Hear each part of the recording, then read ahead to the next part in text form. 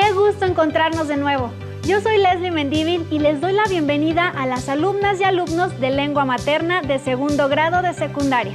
Antes de iniciar, les recuerdo que debemos seguir cuidándonos y lavando frecuentemente nuestras manos con agua y abundante jabón, usando el cubrebocas adecuadamente de forma que cubra nariz y boca, y aunque juntos, guardar y pedir la sana distancia. La salud es primero. Además, ¿ya hicieron algo de ejercicio hoy? Soy el docente Edgar Ariel Corona y efectivamente es un gusto encontrarnos por aquí en una sesión más de lengua materna de segundo grado. Nuestra sesión se intitula Sin Fronteras, diversidad lingüística del español. Con esto nos referimos a reflexionar sobre otro aspecto de la diversidad lingüística, es decir, la diversidad de la lengua española, que implica comprender la gran variedad de palabras que utilizamos en el español de Latinoamérica, de España y, por supuesto, de México. En particular, la manera de nombrar las cosas en las distintas regiones del habla hispana, así como los usos y formas de conversar que tienen las distintas personas en ciertos contextos. Infiero que es importante que prestemos atención a las formas de hablar, el sonido, las palabras y la manera en que escuchamos y convivimos con los hablantes de otras regiones. Ahora busquemos acercarnos a la diversidad lingüística. ¿Listas y listos? Muy bien, vamos juntos. El aprendizaje esperado para esta sesión es: investiga sobre la diversidad lingüística y cultural de los pueblos hispanohablantes. Y nuestro propósito es reconocer la diversidad lingüística de la comunidad de hispanohablantes. Eso significa que estudiaremos cómo las diversas regiones geográficas que hablan el español lo utilizan con algunas variantes distintas a las nuestras. Identificar las palabras, la forma en que se pronuncian, el significado que tienen, así como los cambios de un lugar a otro, es una forma de reconocer que tenemos una misma lengua, pero que esa se transforma con el tiempo y dependiendo de sus hablantes. Los materiales que van a necesitar para esta sesión son su cuaderno y lápiz o pluma para que puedan tomar notas. También podría ayudarles tener a la mano su libro de texto. Recuerden que todo lo que vean en esta sesión será para reforzar su conocimiento, así que les recomiendo llevar un registro de las dudas, inquietudes o dificultades que surjan al exponer los planteamientos. Muchas de estas las podrán resolver al momento de consultar su libro de texto y revisar sus apuntes. Para iniciar con nuestra sesión, será importante recordar que la mayoría de los países de Latinoamérica tienen el español como idioma oficial o nacional. Esto es porque somos producto de la conquista española. Sin embargo, prevalecieron en muchos casos las lenguas originales. En el encuentro de estas dos culturas se adoptaron algunas de esas palabras que ahora son parte de nuestra lengua común, es decir, el español. Así comenzó la diversidad lingüística. La lengua, como parte de la cultura, es un medio de comunicación y con ella es posible adquirir algunos conocimientos, expresar emociones y formar parte de una comunidad de hablantes. Esas palabras que forman el lenguaje son parte importante de nuestras relaciones con los otros. Existen muchos personajes importantes en el estudio de la lengua que han expresado sus ideas con relación al lenguaje y cómo éste ayuda a conectarnos con el mundo. En este caso, nos acercaremos a uno de ellos, el pensamiento de Alberto Manguel, en La ciudad de las palabras. Las palabras confirman nuestra existencia y nuestra relación con el mundo y con los otros. En este sentido, somos creaciones de nuestra lengua. Existimos porque nos nombramos y somos nombrados. Seguramente, ustedes tienen formas y códigos propios con los que dialogan con su familia, con sus amigas y amigos, así como con sus profesores. Esas variantes que hacemos en cada región y con distintas personas son elementos que configuran la diversidad lingüística.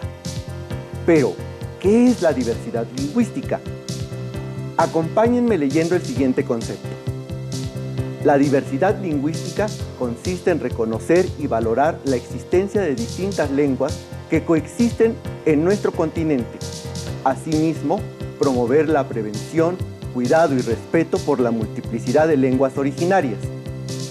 Esta diversidad lingüística no está aislada de nuestra realidad y puede observarse cuando vamos a una comunidad distinta a la nuestra o a otra región de nuestro país, incluso en la propia calle o en ciertos lugares.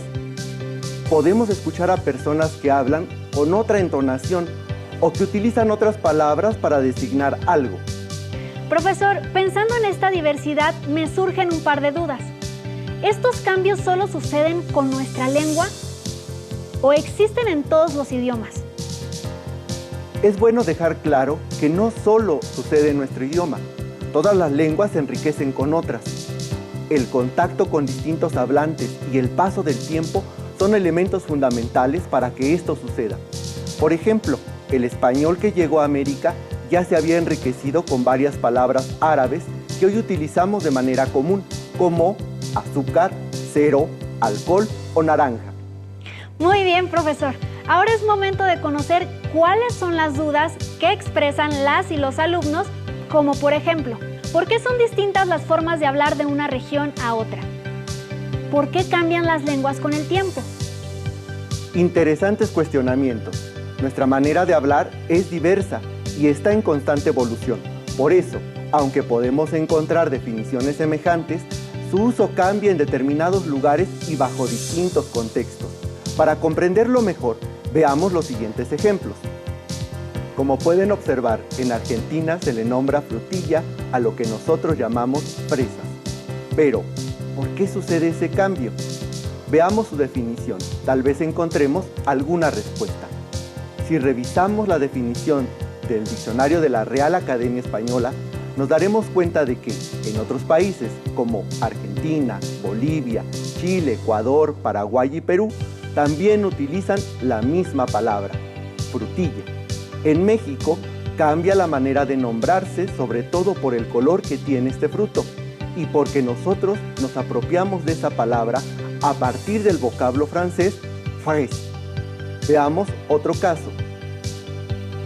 En Chile, por ejemplo, un novio es un pololo y una novia una polola. En la definición que encontramos en el diccionario, veamos sus variantes. Pololo es una palabra de origen mapuche, una lengua originaria de Chile. Además, también se usa en Bolivia con la connotación de novio u hombre que sigue o pretende a una mujer. Así, el español que hablamos actualmente adquiere palabras de otras regiones que vamos haciendo propias y se hacen cada vez más cotidianas. Seguramente en su región tienen maneras distintas de nombrar frutas, objetos o situaciones que en otros lugares de nuestro continente no significan lo mismo. Profesor, pero no solo las palabras cambian para nombrar las cosas, ¿o sí? También pasa que cuando hablamos, no todas y todos nos escuchamos igual, como si tuviéramos otro tono de voz. ¿Eso también influye? ¡Qué buena observación! Por supuesto, todas las palabras en nuestra lengua no están aisladas. Por el contrario, se combinan cuando una persona habla. Al momento de escuchar su diálogo, podemos identificar algunos elementos como su ubicación geográfica, el contexto en que vive la persona, la situación que nos está contando, el tono o carácter que utiliza. Estoy seguro de que todas y todos ustedes se han sentido alguna vez preocupados. ¿Se han dado cuenta cómo cambia su tono de voz al expresar el problema? O cuando se dirigen a una persona mayor que ustedes, ¿cuáles son las palabras que utilizan? Estos cambios que sufre nuestra habla tienen una clasificación distinta. La primera puede referirse a las variantes dialectales y sociales que son utilizadas en determinadas regiones de Latinoamérica. Estas variantes también tienen relación con los aspectos culturales y socioeconómicos que vive cada sociedad. Por ejemplo, en la cocina cubana se mezcla la cultura española, africana y la originaria. Este encuentro con distintas costumbres permite crear, con los productos de la región, platillos típicos como la yuca con mojo. ¿Te imaginas qué podría ser? La yuca es un tubérculo que se cultiva en las regiones tropicales de América, mientras que el mojo es un preparado de ajo, jugo de naranja, agria y naranja fresca, ajo, comino y sal. Su mezcla crea un platillo muy sencillo y delicioso. Otra es la variante fonética.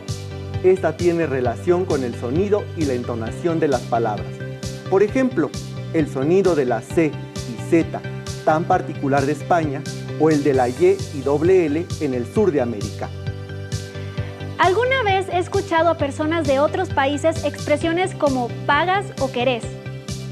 Se trata de una manera particular de conjugar los verbos denominada voceo. Eso es una variante morfosintáctica. Por ejemplo, otra variante de ese tipo es el uso de formas verbales como vosotros coméis o vosotros decís en el español europeo, que en América no usamos. También tenemos las variantes léxicas que se hacen evidentes en textos como composiciones, cuentos, recetas o notas. Es así como podemos identificarlas, conocerlas y estudiarlas. Veamos el siguiente ejemplo del cuento La insolación, de Horacio Quiroga. El sol salió, y en el primer baño de luz, las pavas del monte lanzaron al aire puro el tumultuoso trompeteo de su charanga. Los perros, dorados al sol oblicuo, entornaron los ojos, dulcificando su molicie en beato pestañeo. Estas palabras pueden no ser tan comunes en algunas otras regiones. ¿Qué les parece si vemos su significado? La pava de monte es una especie de ave silvestre que vive en las zonas de Paraguay, Uruguay, Argentina, Bolivia y Brasil. Acompáñennos a ver otro ejemplo. Charanga, música tocada con instrumento de viento. Profesor, ¿nos puede compartir un ejemplo más? Claro, acompáñenme leyendo. Beato, feliz o bienaventurado. Para comprender un poco más el tema, veamos la siguiente imagen de este libro, de lengua materna segundo grado. ¿Qué piensan que está pasando en la imagen? ¿Reconocen la lengua en la que se expresa la cantante? ¿En dónde podría suceder esta situación?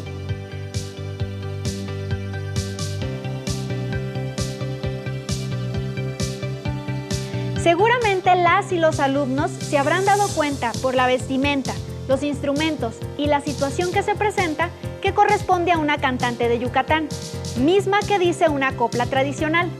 Además, sus expresiones culturales son referentes del lugar donde vivimos, así como de nuestras costumbres y tradiciones. Así es.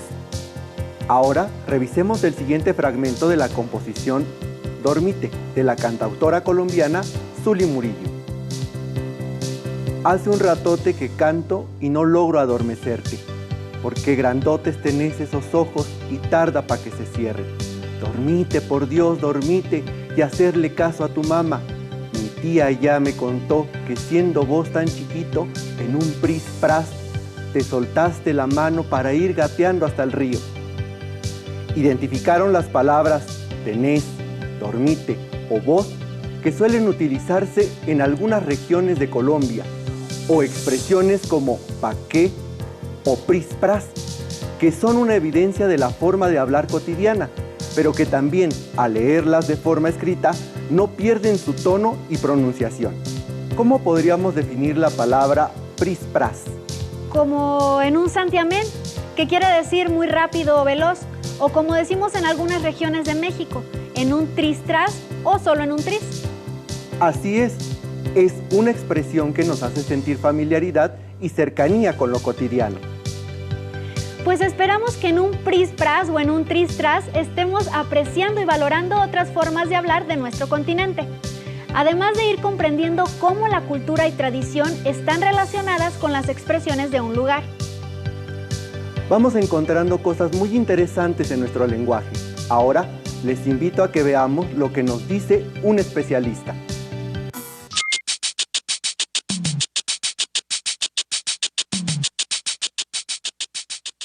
Bueno, esa es una de las preguntas que surgen constantemente, si hay una forma correcta de hablar el español, y lo cierto es que no la hay, ¿no? Lo que determina, hace un momento lo decíamos, es los usos, y los usos los va determinando la gente, ¿no? Las referencias cambian, los usos cambian, los significados cambian, y hay que estar atentos a estos cambios. Finalmente, la difusión de estos significados y de estas concepciones es también lo que nos va dando esta cohesión, ¿no? Los sudamericanos pueden usar, por ejemplo, comentamos hace un rato, la palabra cachos en lugar de cuernos. Y sin embargo, si uno como mexicano escucha la frase, el toro tenía cachos muy largos, ¿no? Es fácil entender que se trata de los cuernos. Entonces, siempre el contexto de una palabra que no conocemos nos ayuda a enfrentarnos a esta nueva palabra. Esa es una de las riquezas del lenguaje español. El español es uno de los lenguajes, o una de las lenguas que tiene más sinónimos, y entonces nos encontramos todos los días con palabras que no entendemos, pero podemos enfrentarnos, digamos, a estas lagunas de conocimiento individuales por medio de los contextos. Y por último, ¿cuál es el papel del español escrito como factor de cohesión entre los hispanohablantes? Bueno, una de las formas principales de intercambiar ideas, de intercambiar experiencias entre las personas son los libros. Los libros o cualquier otro tipo de texto, ¿no? En otros momentos eran las cartas, las relaciones epistolares, bueno, son tremendamente importantes para la difusión de ideas, ¿no? Actualmente, lo puedes ver, el español escrito sigue con un peso fundamental, no nada más por fenómenos como el internet, ¿no? Que no es más que las cartas de otro modo. Claro. Sino hasta con los mensajes de teléfono. Todo el día, los jóvenes sobre todo, traemos los teléfonos en las manos y estamos intercambiando ideas, ¿no? Y estas ideas tienen que expresarse por medio de palabras escritas. La forma en cómo las escribimos determina mucho también la forma en cómo nos interpretamos nosotros mismos, ¿no? Entonces, el lenguaje escrito es una expresión del pensamiento, es el pensamiento traducido en palabras. Entre más rica sea la forma de expresarnos, más rica es la forma de pensar que tenemos. Por eso hay que procurar expresarnos de la mejor manera posible, porque eso, digamos que propicia maneras distintas de pensar, formas distintas de ver cualquier fenómeno, y en esa medida pues estamos adquiriendo muchísimos más elementos para enfrentarnos a la realidad. Como observamos, valorar la diversidad lingüística que existe en los pueblos de habla hispana también nos permite apreciar las transformaciones y cambios que vive una sociedad. Por esa razón, es importante que reconozcamos el derecho que tenemos todas y todos a preservar nuestra lengua. Les comparto que, actualmente, varios gobiernos y organismos internacionales pensaron en establecer un día que permitiera recordarnos la importancia de otras lenguas, así como crear instituciones que recuperen las lenguas originarias. ¿Sabían que existe un diccionario panhispánico de dudas elaborado por la Real Academia Española y la Asociación de Academias de la Lengua Española, con más de 7,000 entradas que orientan sobre la forma en que utilizamos el vocabulario y la gramática en el mundo hispano? ¿Qué les parece si ahora revisamos cómo influye la lengua en las distintas expresiones culturales? Hola, les encantará ver esto, pero también escuchen con atención. Hace rato que te juno, que sos un gil a la gurda, pretencioso cuando curda, engrupido y charlatán. Se te dio vuelta la taba, hoy andás hecho un andrajo, has descendido tan bajo que ni bolilla te dan. ¿Qué quedó de aquel jailefe que en el juego del amor decía siempre, mucha F, me tengo batallador? ¿Dónde están aquellos brillos? Y de vento aquel pacoy, que disqueabas poligrillo con las minas del convoy. ¿Entendieron la letra de la canción? Honestamente hay varias palabras que no entendí. ¿Qué querrá decir hace rato que te juno? ¿Habían escuchado las palabras curda y engrupido? Yo no. Evidentemente es un tango argentino, pero ¿por qué tiene palabras tan diferentes? Vamos a investigarlo. El tango es el baile representativo de Argentina y también es un género musical. El tango es producto de la inmigración europea y africana de finales del siglo XIX. La letra que acompaña esta música utiliza un léxico característico de la ciudad de Buenos Aires, el lunfardo. El lunfardo dice de manera diferente lo que expresa el español estándar. Por ejemplo, Mujer, en lunfardo, se dice mina. Hurtar o robar, se dice afanar. Trabajo, se dice laburo. Comer, se dice morfar. Chico y chica, se dice chabón y chabona. En su origen, esta forma de habla fue empleada por personas de clase baja en la ciudad de Buenos Aires y sus alrededores, y posteriormente por todas las clases sociales de Argentina. Óscar Conde, poeta, escritor y estudioso del habla popular argentino, señala que el repertorio de palabras y expresiones del lunfardo tienen un origen diverso y se utilizan junto con las palabras del español estándar. El léxico que compone el lunfardo tiene las siguientes características. Son palabras que ya existen pero se les modifica el orden de las sílabas. Por ejemplo, jovié, viejo, fecá con chele, café con leche, gotán, tango. Son palabras que ya existen, pero a las que se les modifica el orden de las sílabas y de las letras que la componen. Por ejemplo, ortivar, batir.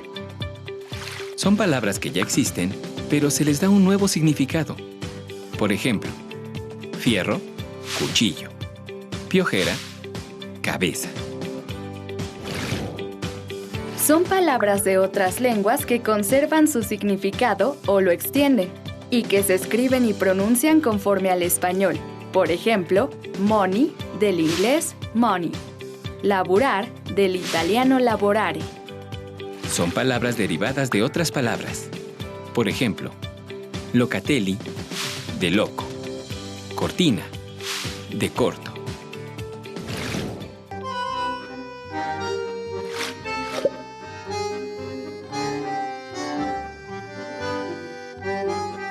Hace rato que te juno, que sos un gil a la gurda, pretencioso cuando curda, engrupido y charlatán. Se te dio vuelta la taba, hoy andás hecho un andrajo, has descendido tan bajo que ni bolilla te dan. ¿Qué quedó de aquel jailefe que en el juego del amor decía siempre, mucha F, me tengo patallador? ¿Dónde están aquellos brillos y de vento aquel pacoy que disqueabas poligrillo con las minas del convoy? Ahora entiendo esa canción. Con lo que saben ahora, ¿podrían crear sus propias palabras del lunfardo? Como venía de Monly.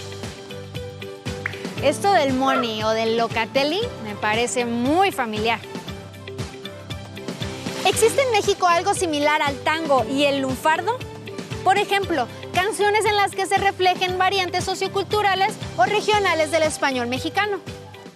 Como con bronca y junando, de rabo de ojo a un costado, sus pasos han caminado, derecho para Narval, lo lleva el presentimiento de que en aquel potrerito no existe ya el bulincito, que fue su único ideal. Ese tango está en lunfardo. ¿Podrían identificar a qué se refiere esta canción? Adiós. ¡Qué hermoso tango! Como notaron, el español de cada región es solo una de las muestras de la diversidad cultural que existe entre los países hispanohablantes. Por ejemplo, en Perú, la cocina es muy rica y variada porque tiene influencia de la cultura inca, pero también de la china. Asimismo, celebran festividades como la fiesta de la Pachamama, también de origen inca, en la que se hace una ofrenda a la Madre Tierra. Y entre su música, muy diversa, hay canciones criollas de los Andes y cumbia. Así, la riqueza de una cultura se manifiesta en muchos aspectos y, cuanto más los conozcan, mejor entenderán a cada pueblo. Muy bien, ahora ya sabemos que todas nuestras lenguas forman parte de una comunidad de hablantes y debemos preservarlas. Como dato curioso, les comparto que en México tenemos 68 agrupaciones lingüísticas de los pueblos originarios y sabemos por la UNICEF que de los 522 pueblos indígenas que habitan en Latinoamérica, 420 lenguas aún están presentes. Ahora estamos seguros de que ustedes valoran más las diferentes formas de hablar, pues ya se dieron cuenta de otras expresiones y variantes que pueden tener el lenguaje dentro de una cultura en particular. Para continuar, ¿qué les parece si realizamos una actividad que nos permita recuperar nuestro aprendizaje? Revisemos nuestro libro de lengua materna de segundo grado. ¿Puedes ayudarme a leer? Claro, maestro. Pongan atención. ¡Hala, chaval! Ha pasado a tu piso y no te he encontrado. Te he traído los tebeos que me has prestado. Me ha dicho la portera que has ido de veraneo con tu hermano y que regresaráis al fin de semana. Ojalá que no volváis insolados de la playa, porque el cole empieza el lunes. Saludos de tu colega Francisca. Ahora veamos cómo suena con un lenguaje más cercano a nosotros. Panchita, me dieron tu recado en la portería de mi edificio. Te vine a buscar para devolverte también las historietas que me prestaste, pero no te encontré. Mejor las intercambiamos el lunes en la escuela. ¿Te late? Tu amigo Guillermo. Analicemos algunos aspectos de los recados que acabamos de revisar. ¿Qué diferencias se encuentran entre los dos recados? ¿Que un recado se comprende mejor que otro? ¿Que una nacionalidad es española y otra mexicana? ¿Que son textos literarios? Si respondieron la opción B, es correcto.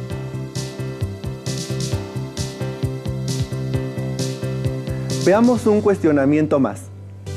También podemos preguntarnos, ¿cómo diría Guillermo? ¿Te has ido de veraneo con tu hermano y que regresáis el fin de semana? ¿Te has ido de verano con tu hermano y vuelves el fin de semana? ¿Te fuiste de verano con tu parce y que regresas el fin de semana? ¿Te has ido de vacaciones con tu hermano y que regresas el fin de semana? En este caso, la respuesta correcta es C.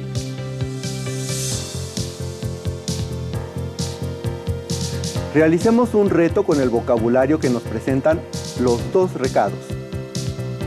Elaboren un cuadro como el que se les presenta y escriban las palabras que utilizamos en estos recados: piso, tebeos y col. Muestren cómo se dice en España y cómo lo decimos en México. Busquen el significado de las palabras que utilizamos en México. Dibujen o ilustren las palabras que encontraron. Completen el cuadro con algunas otras palabras que utilicemos en Latinoamérica y que contengan su libro de texto. Estamos a punto de llegar al final de esta sesión, en la que hablamos de la importancia de la diversidad lingüística. En el español de Latinoamérica, España y México, encontramos una riqueza invaluable en nuestras palabras y expresiones que nos ayudan a valorar la forma en que se transforma nuestra lengua. Ahora les invitamos a que investiguen entre sus amigas, amigos o familiares las expresiones distintas que utilizan en su comunidad. También pueden buscar más información en su libro de texto, realizar las actividades que ahí se les sugieren y ampliar su aprendizaje. Gracias por compartir con nosotros esta sesión de lengua materna segundo grado, en la que conocieron más de la diversidad lingüística de la comunidad hispanohablante. Hemos aprendido algo nuevo juntos. Y si quieren volver a ver la sesión, consulten los horarios de repeticiones del programa Aprende en Casa 2. Hasta la próxima. Si tienes dudas